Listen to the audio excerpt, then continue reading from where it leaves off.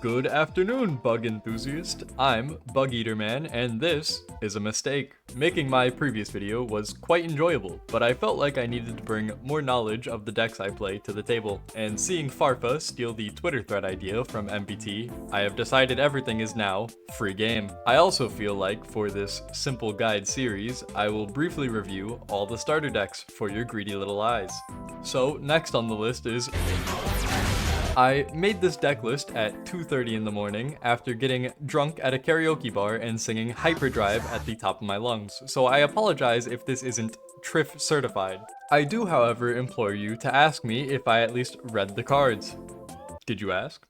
Well, the answer is no, I didn't. But am I going to give you a good insight on how this deck functions?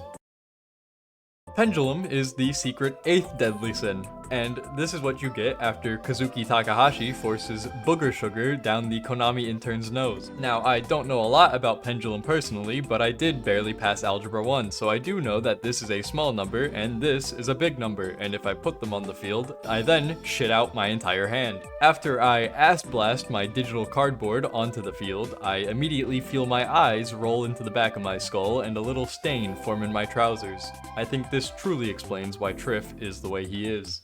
Skullcrabat Joker is the LGBTQ+ Stratos who will search for you any card you might need. That will be something probably with a skill you don't have, I think.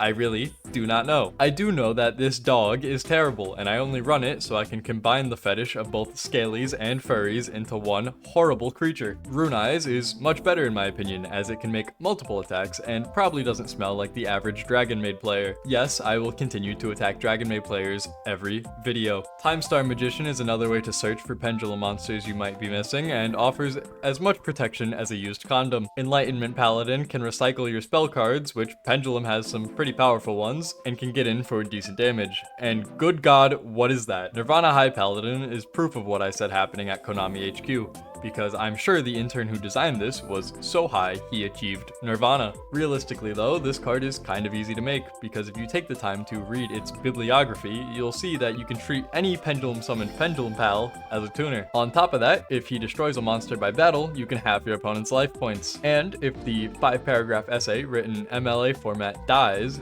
then you get some really mediocre at best protection for your attacking Pendulum monsters. The structure deck itself is not really fantastic at ending games, or starting them, honestly. But it is a really good basis to get a feel for Pendulum as a whole, because beyond this point, you leave the kiddie pool and immediately jump into combos where you make a bajillion negates through 800 hand traps over the course of a 2-decade-long turn, causing your opponents to die from heart failure before the end of your first turn. If you would like to see what I mean, look up any Triff Gaming video ever. Thank you for tuning in. If you have a structure deck you want me to review next, just drop a comment below. However, if it is the Dragon Maid structure deck, I will immediately follow up by sending you a sketchy link that skims your IP address once you click it, and I will use that information to report you to the proper authorities, who will then raid your home, take your laptop, and most likely find the 30 terabytes of illegal videos on your hard drive. So do yourself a favor and don't comment Dragon Maid.